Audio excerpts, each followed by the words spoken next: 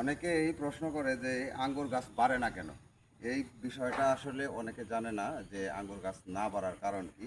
এই বিষয়গুলো আমরা আপনাদের কিছু আমরা দেখাবো। যেমন এই গাছটাতে যদি আমরা বলি কয়েকটা ডাল হয়ে গেছে। এই যে যেমন এই যে একটা ডাল, এই যে একটা ডাল, এই ডালগুলা অতিরিক্ত থাকার কারণে কিন্তু এই গাছগুলা কোনো প্রকারে বাড়বে না। সেই ক্ষেত্রে আমাদের যে কাজগুলা করতে হবে, এটার যে মূল যে শাখাটা রয়েছে, মূল যে ডগা আছে, সেই ডগাটা আমাদের রাখতে হবে। আর বাদ বাকি যা আছে এগুলা কিন্তু কেটে ফেলে দিতে হবে।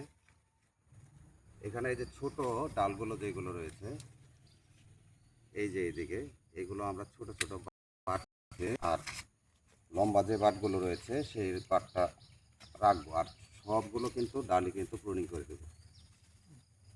এটা করলে এই গাছটার সরাসরি উপরের অংশে এই গাছটা কিন্তু দৌড়াবে। যেমন এই শাখাগুলো রাখা যাবে না, এগুলো এখানে কোনো প্রকার শাখা রাখা যাবে না, এটাকে বাইরে দিতে হবে। এই ডালটা, এই গাছটার তিনটা শাখা হচ্ছে, তিনটা শাখার মধ্যে থেকে যে কোনো একটা শাখা রাখা লাগবে, একটা ডগা রাখা লাগবে। দেখি এখানে কি দুইটা গাছ মামা? হ্যাঁ, আচ্ছা, দুইটা গাছ হইলেও তারপরে তোমার এই ডালগুলারে ফেলাই দাও। এই যে এই ডালগুলারে ফেলাই দাও।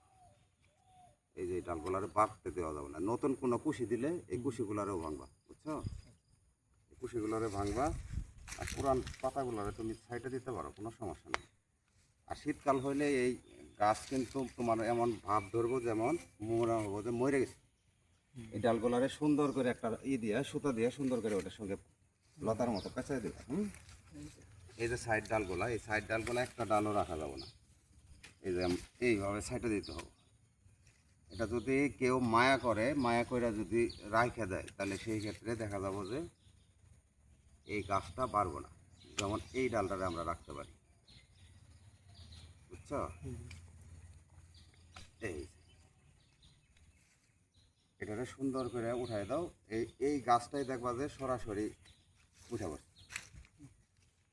এইভাবে যারা আসলে আঙ্গুর গাছ করতে চান তারা একটা ডগা রাখবেন, আর প্রত্যেকটা শাখাগুলো কিন্তু আপনারা ছিঁড়ে ফেলবেন।